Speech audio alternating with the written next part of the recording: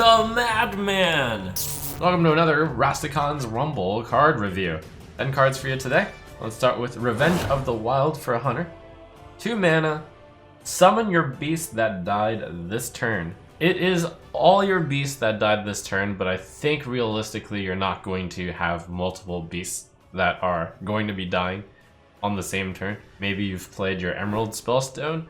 Maybe you have 4 3/3s, so that's like a really strong point if you can get 2 of those back. Unleash the Hounds has been talked about, but a card that is just Unleash the Hounds and then Revenge of the Wild just to Unleash the Hounds again, that's not very good, but if you have a beast while also unleashing, like maybe we're getting there then.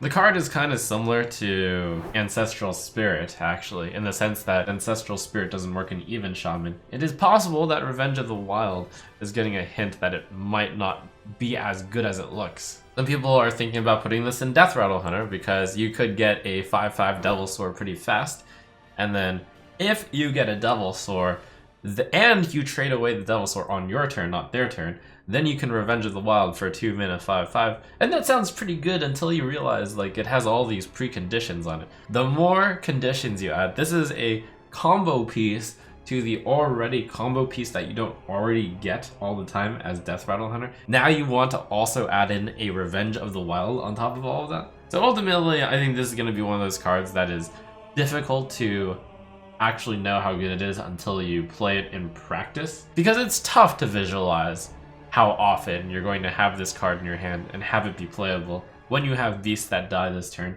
But again, my closest visualization to it is just seeing that Even Shaman doesn't run Ancestral Spirit.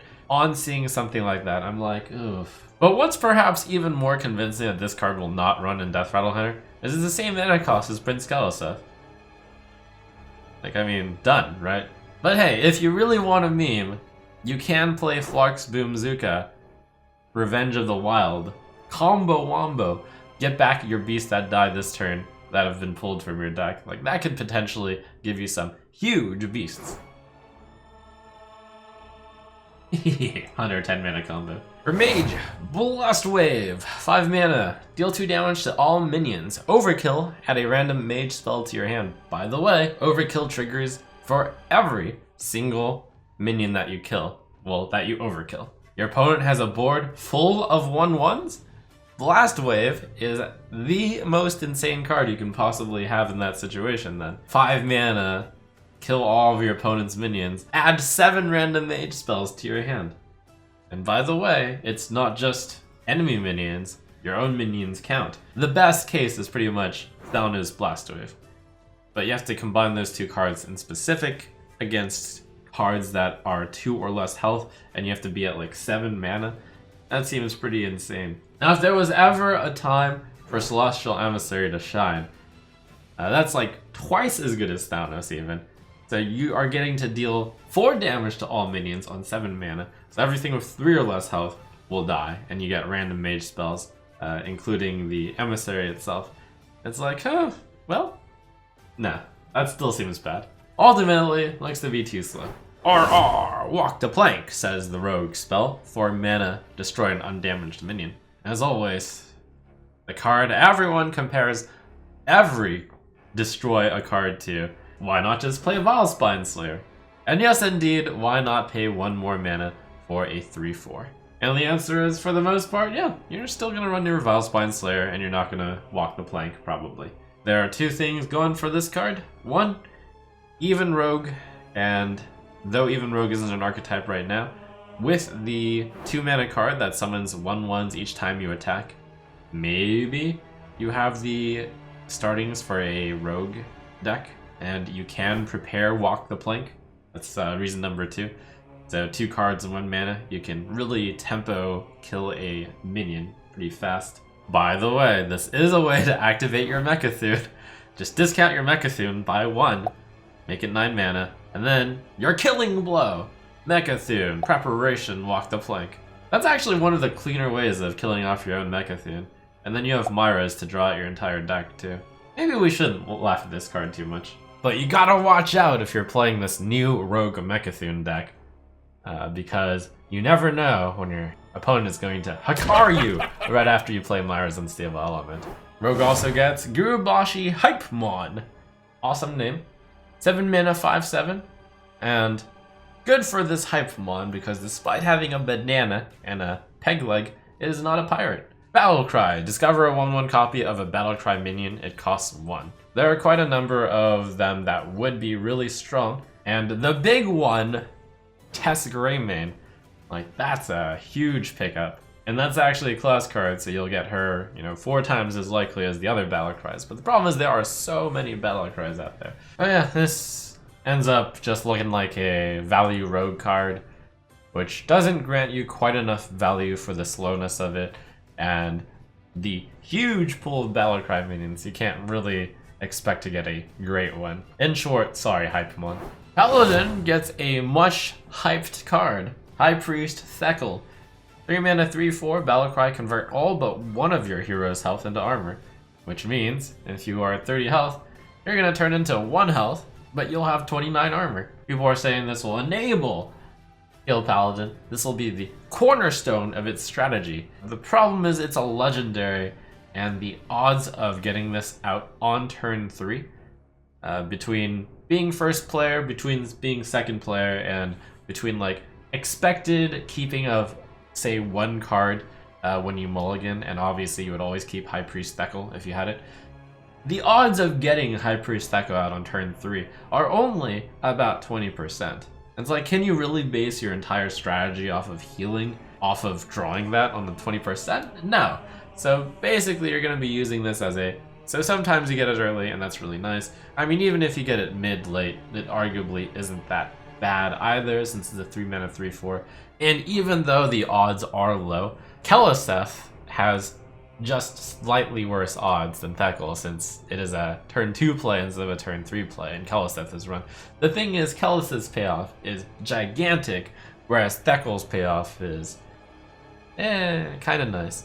Yes, there's some benefits to this card against OTK decks, because you can actually get above 30 health as a paladin, which could be big. We're gonna have to see what more payoffs we have for healing ourselves, but currently it's possible that High Priest Thekkel's shiny gauntlets are just dazzling everybody, but once you actually look into the hard stat of, wait a second, I'm only going to be able to carry out my Healadin plan 20% of the time, that's where the pessimism of statistics might come in. Shaman gets a weapon! Such a cutie. Hey, that weapon looks just like my card. Anyways, 2 mana, 1/3, lick him. Has +2 attack while you have overloaded mana crystals. Is it much easier than Spirit Claws to achieve?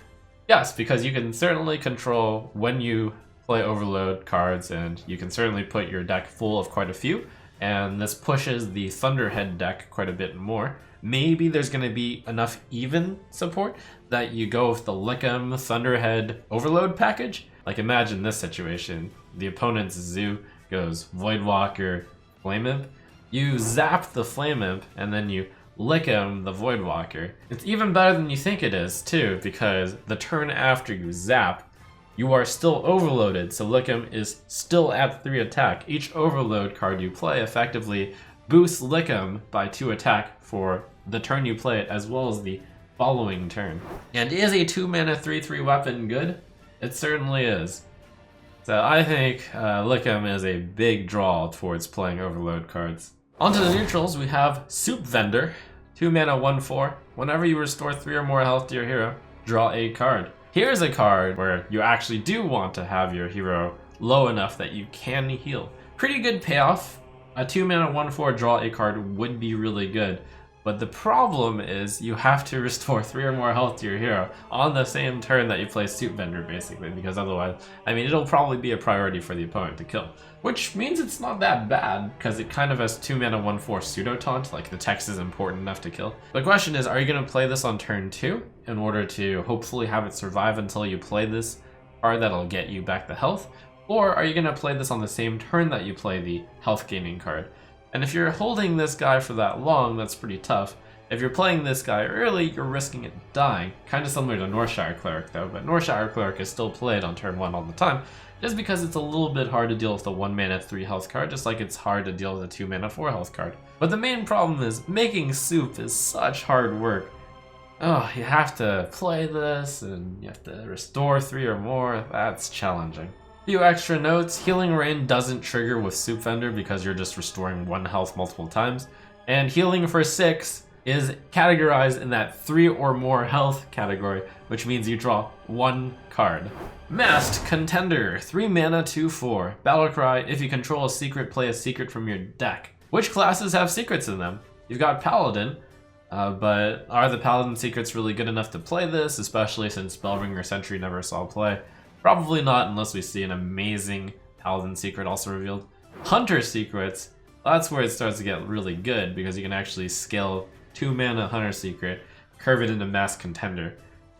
For mages, surprisingly the mage 3 mana secrets aren't quite as good as the Hunter 2 mana secrets, and unfortunately it fills the same mana slot as Masked Contender, and the secrets you usually want to play get triggered when your opponents play minions like Mirror Entity or Explosive Runes, so they could disappear pretty fast. Tougher to use than the Hunter secrets, which might actually stay around. So it seems like Hunter is the clear class out of the 3 classes that have secrets.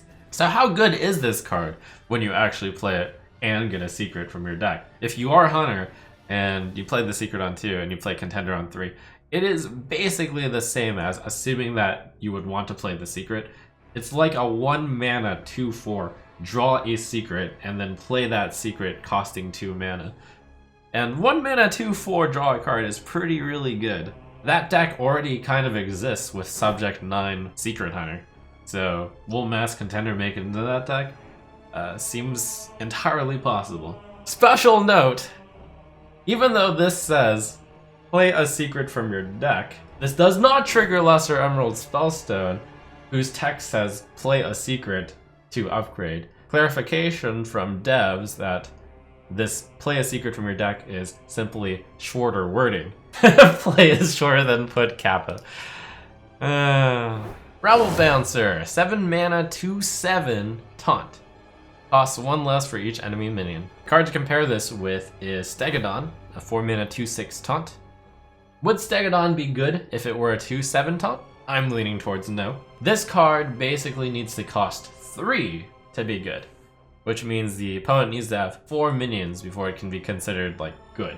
You know what card is better when your opponent has 4 minions? Engaging, TC 130, Mental Dislocator. That's right, just run Mind Control tag. And Amani Warbear, 7 mana, 5/7 rush taunt. Nice little pack filler type card. This card is comparable with the 7 mana, 6/8 taunt Bog Creeper, which was a pretty good vanilla card but didn't actually see any play. And I think for similar reasons, this Amani Warbear, which loses the 1 attack and 1 health in exchange for the rush, is perhaps just not quite good enough. There's a few synergies, like there's Taunt, which could have Taunt Druid, there's Beast.